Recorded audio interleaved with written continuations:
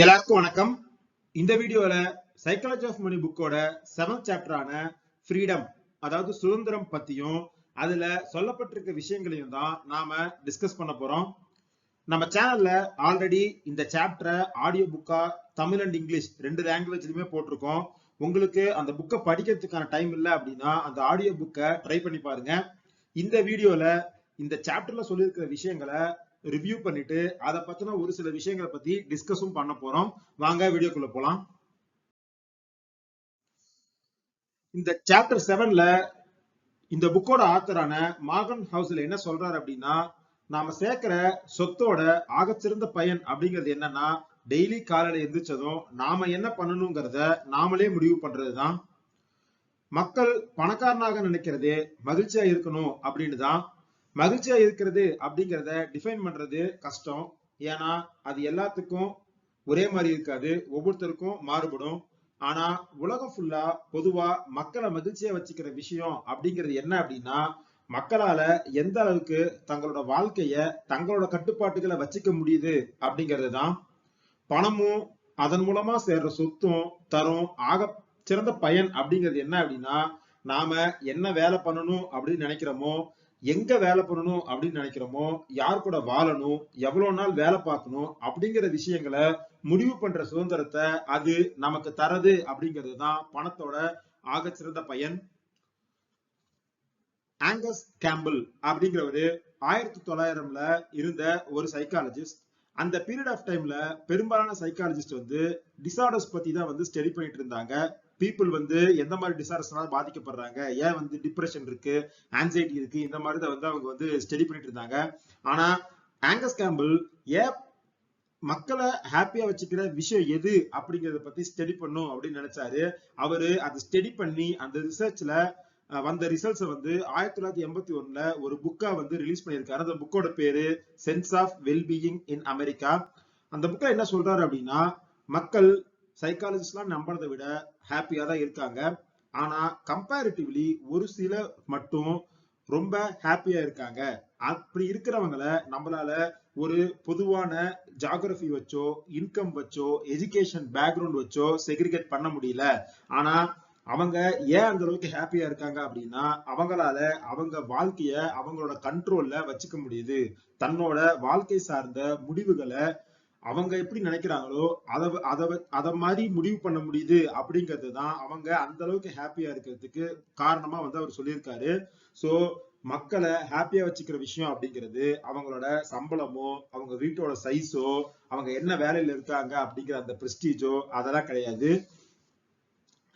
அவங்க என்ன பண்ணணும்னு நினைக்கிறாங்க, எவ்வளவு நேரம் வேலை பார்க்கணும்னு நினைக்கிறாங்க, யார் கூட எங்க எப்படி வாழணும்னு நினைக்கிறாங்க அப்படிங்கிற விஷயங்களை அவங்க நினைச்ச மாதிரி அவங்களால அமைச்சுக்க முடியுது அப்படிங்கிறது தான் மக்களை ரொம்ப ஹாப்பியா வச்சுக்கிற விஷயம் அப்படிங்கிறத ஆங்கஸ் கேம்பிள் சொல்லியிருக்காரு.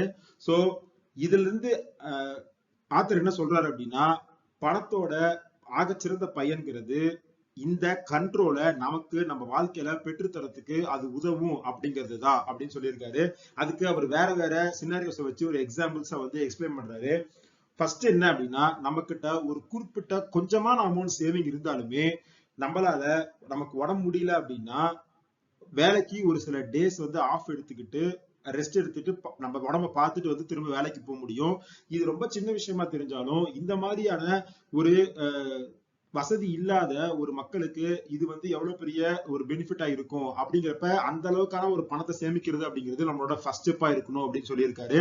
இல்ல இதுக்கு அடுத்து நம்ம கிட்ட இன்னும் கொஞ்சம் பணம் சேர்த்துறோம் அப்படின்னா, நமக்கு திடீர்னு வேலை போயிடுது அப்படின்னா கூட நாம உடனே நமக்கு ஒரு அடுத்த ஒரு மாசத்துக்குள்ள ஏதாவது ஒரு வேலை கிடைக்குது அப்படின்னு போய் ஜாயின் பண்ணாம வெயிட் பண்ணி நமக்கு எந்த மாதிரி வேலை வேணும், எவ்வளவு சம்பளத்துல ஒரு பெட்டர் ஆப்பர்ச்சுனிட்டி எப்படி கிடைக்கும் அப்படின்னு ஒரு 2-3 months வெயிட் பண்ணி நம்மளால இன்னொரு பெட்டர் ஜாபுக்கு போறதுக்கான ஒரு வசதியை நம்ம கிட்ட இருக்கிற சேமிப்பு அப்படிங்கிறது நமக்கு ஹெல்ப் பண்ணும் அப்படின்னு அவர் சொல்றாரு. அடுத்து நம்ம கிட்ட ஒரு 6 மாசத்துக்கான ஒரு எமர்ஜென்சி ஃபண்ட் இருக்கு அப்படின்னா நம்மளோட ஒர்க் என்விரான்மெண்ட்டும் அந்த கம்யூட்டும் ரொம்ப டிஸ்டர்பா இருக்கு, நம்மளால அந்த ஒர்க்கை எஃபிஷியன்டா பண்ண முடியல அப்படிங்கிறப்ப அந்த வேலையை விட்டுட்டு அந்த 6 மாசம் எமர்ஜென்சி ஃபண்டை ஒரு பேக்கப்பா வச்சுக்கிட்டு இன்னொரு பெட்டர் ஜாபுக்கு நம்மளால மூவ் பண்ண முடியும். அப்புறம் நாம பெரும்பாலான சம்பாதிக்கிற ஒரு அமௌண்ட் அப்படிங்கிறது நம்மளோட 30s அண்ட் 40s சம்பாதிக்கும் போது அதை அக்குமுலேட் பண்ணி வைக்கிறோம், நம்ம ஒரு வெல்த்தா அதை வந்து கிரியேட் பண்றோம் அப்படின்னா நம்மளோட லேட் 40ஸ்ல நாம நமக்கு பிடிச்ச மாதிரி பிளெக்சிபிலிட்டியோட இருக்கிற ஒர்க்ல அதோட பே கம்மியா இருந்தாலுமே நம்மளால போய் ஜாயின் பண்ண முடியும். கம்யூட் கம்மியா இருக்கு, நம்ம நினைச்ச இடத்துல வந்து அந்த வேலை இருக்கு அப்படிங்கிறப்ப நம்மளால நம்ம கிட்ட ஆல்ரெடி ஒரு பேக்கப் இருக்கிறதுனால அந்த மாதிரி வேலையில நம்மளோட லைஃபையே வந்து நமக்கு பிடிச்ச மாதிரி அமைச்சிக்க முடியும் அப்படின்னு சொல்லியிருக்காரு. அடுத்து மெடிக்கல் எமர்ஜென்சி, நம்ம கிட்ட ஒரு சேவிங் இருக்கிறப்ப மெடிக்கல் எமர்ஜென்சி ஹேண்டில் பண்றது அப்படிங்கிறது நம்மளால எந்த ப்ரெஷரும் இல்லாம பணத்தை பத்தி யோசிக்காம அந்த சுச்சுவேஷனை மட்டும் ஹேண்டில் பண்றது அப்படிங்கிறது ரொம்ப ஹெல்ப்ஃபுல்லா இருக்கும் அப்படின்னு சொல்றாரு. நாம இந்தியால மெடிக்கல் ஃபீஸ் அப்படிங்கிறது இன்ஃபிளேஷன்ங்கிறது 12% கிட்ட இருக்கு அப்படின்னு நம்மளோட முன்னாடி வீடியோஸ்ல பார்த்திருக்கோம். ஸோ அப்படிங்கிறப்ப இந்தியாவோட பெரும்பாலான குடும்பங்கள் கடன்ல போய் சிக்கிறதுக்கான காரணம் அப்படிங்கிறது இந்த மெடிக்கல் எமர்ஜென்சி தான்.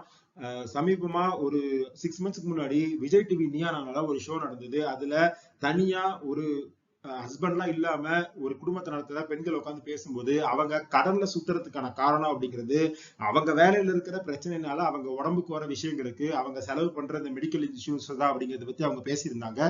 சோ மெடிக்கல் எமர்ஜென்சி அப்படிங்கிறது தான் இங்க பெரும்பாலானவங்களை கடன்ல தள்ளுது. சோ நாம ஒரு சேவிங் வச்சிருக்கோம் அப்படிங்கிறப்ப இந்த மாதிரியான ஒரு மெடிக்கல் எமர்ஜென்சி சுச்சுவேஷனை பிரஷரான ஹேண்டில் பண்றதுக்கு நமக்கு அது உதவும்.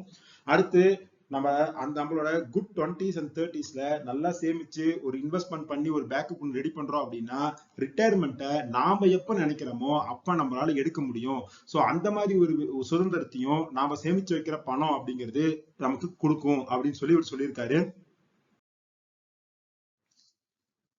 அடுத்து அவரோட லைஃப்ல நடந்த ஒரு விஷயத்தை பத்தி இங்க டிஸ்கஸ் பண்றாரு. என்ன அப்படின்னா இந்த புக்கோட ஆத்தரான மார்கன் ஹவுஸரோட லைஃப் டைம் அச்சீவ்மெண்டா இருந்தது அப்படிங்கிறது இன்வெஸ்ட்மெண்ட் பேங்கர் ஆகணும் அப்படிங்கிறது தான். ஏன்னா அவங்க நிறைய பணம் பண்ணுவாங்க அப்படிங்கிறது ஒரு காரணமா வந்து இருந்தது. இவர் நினைச்ச மாதிரியே இவர் காலேஜ் முடிச்சுட்டு லாஸ் ஏஞ்சல்ஸ்ல ஒரு இன்வெஸ்ட்மெண்ட் பேங்க்ல ஒரு இன்டர்ன்ஷிப்பா ஜாயின் பண்றதுக்கான ஆப்ஷன் வந்து அவருக்கு கிடைக்குது. அவர் அங்க போய் ஜாயின் பண்றாரு. தன்னோட வாழ்க்கையோட லட்சியத்தையே அவர் அடைஞ்சிட்டு தான் வந்து அவர் நினைக்கிறாரு. ஆனா அங்க போய் ஜாயின் பண்ணதுக்கு அப்புறம் தான் ஏன் இன்வெஸ்ட்மெண்ட் பேங்கர்ஸ் இவ்வளவு பணம் பண்றாங்க அப்படிங்கிறது அவருக்கு புரிஞ்சிருக்கு. அவங்களோட ஒர்க் அப்படிங்கிறது ரொம்ப கண்ட்ரோல்டா ரொம்ப ஹெக்டிக்கா இருந்திருக்கு. ஏன்னா இன்வெஸ்ட்மெண்ட் அப்படிங்கிறது அந்த மாதிரி டைப்ல வந்து ஒர்க் பண்றது அப்படிங்கிறது பயங்கர ரிசர்ச் தேவைப்படுற ஒரு 1% இன்வெஸ்ட்மெண்ட் அதிகமா கொடுக்கணும்னா கூட பயங்கரமான எஃபர்ட் தேவைப்படுற ஒரு செக்மெண்ட் அப்படிங்கிறதுனால அந்த ஆபீஸ் கல்ச்சர் அப்படிங்கிறதே ரொம்ப வந்து ஸ்ட்ரெஸ்ஃபுல்லா இருந்திருக்கு. அதை வந்து நிறைய பத்தால ஹேண்டிலே பண்ண முடியல. உங்களால நம்ம நினைச்ச நேரத்துக்கு வீட்டுக்கு போக முடியாது, சாட்டர்டே சண்டே பிரேக்குங்கிறதே பெருசா கிடைக்காது அப்படிங்கிறதுனால அவராலையுமே அந்த வேலையை ஃபுல்ஃபில்லோட பண்ண முடியல. 4 மாச இன்டர்ன்ஷிப் அப்படிங்கிறது ஒரே மாசத்துல முடிஞ்சிருது. இதுல நம்ம பார்க்க வேண்டிய விஷயம் என்னன்னா அவருக்கு இந்த வேலை வந்து ரொம்ப பிடிச்ச வேலை இன்வெஸ்ட்மெண்ட் பேங்கர்ங்கிறது. பட் ஆனா அந்த வேலையை அவர் எப்படி நினைச்சாரோ அப்படி அவரால் பண்ண முடியல அப்படிங்கிறது தான் அந்த அவருக்கு பிடிச்ச வேலையவே அவரால் பண்ண முடியாத அளவுக்கு அந்த சுச்சுவேஷன் வந்து மாறி இருக்கு. சைக்காலஜில இதுக்கு பேர் வந்து ரியாக்டன்ஸ். அதாவது என்னன்னா மக்களுக்கு பெரும்பாலும் நாம பண்ற வேலை நம்ம கண்ட்ரோல் இருக்கு, நாம டிரைவிங் சீட்ல இருக்கோம் அப்படிங்கிற அந்த ஃபீல் அப்படிங்கிறது ரொம்ப முக்கியம். அப்படி இருக்கும்போதுதான் அவங்களால எந்த ஒரு வேலையுமே எஃபிஷியன்டா பண்ண முடியும். நாமளே நம்ம ஆபீஸ்ல வேற யாராவது ஒரு விஷயத்த பண்ணுன்னு சொல்லி பண்ற வேலையில நம்ம பண்ற இன்வால்மெண்ட்டையும் நாமளா ஒரு வேலையை எடுத்து பண்ணும்போது அதுல கிடைக்கிற இன்வால்மெண்ட்டையும் செக் பண்ணி பார்த்தாவே நமக்கு இந்த இது ரியாக்டன்ஸ் அப்படிங்கிறது என்ன அப்படிங்கிறது புரியும். அடுத்து இந்த மாதிரி நமக்கு பிடிச்ச வேலையை பண்றதுல கிடைக்கிற சந்தோஷத்தை பத்தி அவர் சொல்லும் போது என்ன சொல்றாரு அப்படின்னா இதை நான் புரிஞ்சுக்கும் போதுதான் பணத்தை சேமிச்சு வச்சு அது மூலமா கிடைக்கிற சுதந்திரத்தை எட்டுறது அப்படிங்கிறது ரொம்ப முக்கியம் அப்படிங்கறத நான் புரிஞ்சுக்கிட்டேன் அப்படின்னு அவர் சொல்றாரு. இதுக்கு இன்னொரு உதாரணமா டெரிக் சீவர்ஸ் அப்படிங்கிறவரோட ஒரு ஸ்டோரியை பத்தி சொல்றாரு. டெரிக் சீவர்ஸ்ங்கிறது ஒரு சக்சஸ்ஃபுல் ஆண்டர்பிரனர். அவர் ஃப்ரெண்டு கிட்ட பேசிட்டு இருக்கும்போது அவர் ஃப்ரெண்டு வந்து கேட்டாராம், நீ எப்படி இவ்வளவு பெரிய பணக்காரனான அப்படின்னு. அதுக்கு அவர் என்ன சொல்லியிருக்காரு அப்படின்னா, நான் என்னோட டீன்ஸ்ல மேன்ஹட்டன் டவுன்ல வந்து வருஷத்துக்கு $20,000 சம்பாதிக்கிற மாதிரி ஒரு சின்ன வேலையில இருந்தேன். அந்த பீரியட் ஆஃப் டைம்ல நான் பெருசா வெளியே சாப்பிட்டது இல்ல, டாக்ஸி பெருசா எடுத்தது இல்ல. நான் என்னோட காஸ்ட் ஆஃப் லிவிங்க எவ்வளவு கம்மியா வச்சுக்க முடியுமோ அவ்வளவு வச்சு 22 வயசுக்குள்ள $12,000 வந்து சேமிச்சு வச்சிருந்தேன். என்கிட்ட அந்த 12 சேர்ந்ததுக்கு அப்புறம் என்னால என்னோட வேலையை விட்டுட்டு ஃபுல் டைம் மியூசிஷியனா மாற முடிஞ்சது. நான் நினைச்ச மாதிரி கம்பெனி ஆரம்பிக்க முடிஞ்சது. சோ இந்த மாதிரி நான் இந்த செட்டப்குள்ள வந்ததுதான் நான் பணக்காரனானதுக்கான மிக முக்கியமான காரணம் அப்படின்னு சொல்லியிருக்காரு. சோ அவரோட லைஃபோட பிக்கெஸ்ட் டிஃபரன்ஸ் ஹேப்பன் ஆனது அப்படிங்கிறது 22 வயசுல அவர் பண்ண சேவிங்கும், அதன் மூலமா அவர் என்ன பண்ணணும்னு நினைச்சாரோ அதை அவரால் பண்ண முடிஞ்ச சுதந்திரம் அப்படிங்கறத தான் தன்னோட லைஃபையே சேஞ்ச் பண்ண ஒரு விஷயமா வந்து அவர் எக்ஸ்பிளைன் பண்ணியிருக்காரு. அடுத்து வரலாறு நெடுகிலும் அமெரிக்கா அப்படிங்கிறது உலகத்திலேயே ஒரு பணக்கார நாடா தான் இருந்திருக்கு. 1950 விட இப்போ அங்க இருக்கிற மக்களோட ஆவரேஜ் இன்கம் அப்படிங்கிறது பயங்கரமா இன்க்ரீஸ் ஆயிருக்கு. 1955ல $29,000 வந்து ஆவரேஜ் இன்கம் அப்படின்னு வச்சுக்கிட்டா இன்ஃபிளேஷன் அட்ஜஸ்டட். இப்போ அதே மக்கள் $62,000 வந்து சம்பாதிக்கிறாங்க. அதாவது கிட்டத்தட்ட அவங்களோட சம்பாத்தியம் அப்படிங்கிறது 3 மடங்கு இன்க்ரீஸ் ஆயிருக்கு. ஆனா அப்ப இருந்ததை விட இப்ப மக்கள் ஹாப்பியா இருக்காங்களா அப்படின்னு கேட்டா அது நம்மளால ஷோரா சொல்ல முடியல. ஏன்னா 2019ல 1,50,000 பேரை வச்சு நடந்த ஒரு பூல்ல வந்து என்ன சொல்லியிருக்காங்க அப்படின்னா அதுல 140 கண்ட்ரிஸை சேர்ந்த அந்த 1,50,000 பேரை வச்சு ஒரு நடத்திருக்காங்க. அதுல 45% அமெரிக்கன்ஸ் வந்து நேத்து நான் ரொம்ப சோகமா இருந்தேன் அப்படின்னு சொல்லியிருக்காங்க. குளோபல் ஆவரேஜே வந்து 39% தான். அதே மாதிரி நேத்து வேலையில எனக்கு பயங்கரமான பிரஷர் இருந்தது அப்படின்னு 55% அமெரிக்கன்ஸ் வந்து சொல்லியிருக்காங்க. இது உலக அளவுல 35% தான். சோ இதுல இருந்து நமக்கு என்ன தெரியுது அப்படின்னா அமெரிக்கால இன்கம் அப்படிங்கிறது 3 மடங்கு வளர்ந்திருக்கு. ஆனா மகிழ்ச்சி அப்படிங்கிறது போன 1950ல என்ன அளவுக்கு இருந்ததோ அந்த அளவுக்கு கூட இப்ப இல்ல அப்படிங்கிறது தான். இதுக்கான முக்கியமான காரணம் என்னன்னா நம்மளோட இன்கம் இன்க்ரீஸ் ஆக நாம எஃபிஷியன்டான நிறைய பொருட்களை வந்து வாங்கணும். நிறைய கார்ஸ் வந்து ரொம்ப எஃபிஷியன்ட் ஆச்சு, டிவிஸ் வந்து ரொம்ப பெருசாச்சு. எல்லாமே நடந்த டைம்ல நமக்கு நம்ம டைம் மேல இருக்கிற கண்ட்ரோல் அப்படிங்கிறது ரொம்ப டிமினிஷ் ஆயிடுச்சு. சோ இதை நம்ம புரிஞ்சுக்கணும் அப்படின்னா நம்மளோட வேலையோட நேச்சர் எப்படி மாறி இருக்கு அப்படிங்கிறத புரிஞ்சுக்கிட்டா நமக்கு நம்ம டைம் மேல இருக்கிற கண்ட்ரோல் எவ்வளவு குறைஞ்சிருக்கு அப்படிங்கிறது நமக்கு புரியும். அதுக்கு உதாரணமா அவர் என்ன சொல்றாரு அப்படின்னா 1870ல ஜான் டி ராக்கஃபெல்லர் அப்படிங்கிறவரு ஒரு சக்சஸ்ஃபுல் பிசினஸ் மேன். அவரு ஆனா ரொம்ப அதிகமா யார்ட்டையுமே பேச மாட்டாரு. அவரோட கம்யூனிகேஷன் அப்படிங்கிறது லிசனிங்ல தான் இருக்கும். அவர் பேசுறதை விட அடுத்தவங்க என்ன பேசுவாங்க அப்படிங்கறதான் அவர் வந்து கவனிப்பாரு. அவரு மீட்டிங்ஸ்ல அதிகமா சொல்ற விஷயமும் அதுதான். அந்த பெரும்பாலும் எதுவுமே பேசாம காட்டுல என்ன நடக்குது அப்படிங்கறத லிசன் மட்டும் தான் பண்ணுது. சோ அதுல இருந்து நாம அதை கத்துக்கணும் அப்படிங்கறத பத்தி அவர் சொல்லியிருக்காரு. அவரு அந்த பீரியட் ஆஃப் டைம்ல அப்படி இருந்ததுக்கான காரணம் என்ன அப்படின்னா அவரோட ஜாப் அப்படிங்கிறது மூளைக்குள்ள நடக்கிற ஒரு டிசிஷன் மேக்கிங் ஜாபா வந்து இருந்திருக்கு. 1870ல 46% பீப்புள் வந்து அக்ரிகல்ச்சர்ல வேலை பார்த்திருக்காங்க. 35% ஆஃப் பீப்புள் வந்து மேனுஃபேக்சரிங்ல வேலை பார்த்திருக்காங்க. ஸோ ஓவராலா 80% மேல உடல் உழைப்பு தான் அந்த மக்களோட ஒரு வேலையா இருந்திருக்கு. அந்த டைம்ல அவங்க நிறைய பேசி அதன் மூலமா வந்து வேலை பார்த்துட்டு இருந்திருக்காங்க. பட் ஆனா இவரோட வேலை அப்படிங்கிறது அவங்கள இருந்து அப்படியே ஆப்போசிட்டா இருந்திருக்கு. ஸோ அவர் டிசிஷன் மேக்கிங் பண்ணும் அப்படிங்கிறதுக்காக சைலண்டா இல்ல, மூளைக்குள்ள அவரோட ஒட்டுமொத்த தாட் ப்ராசஸ்மே வந்து நடந்திருக்கு.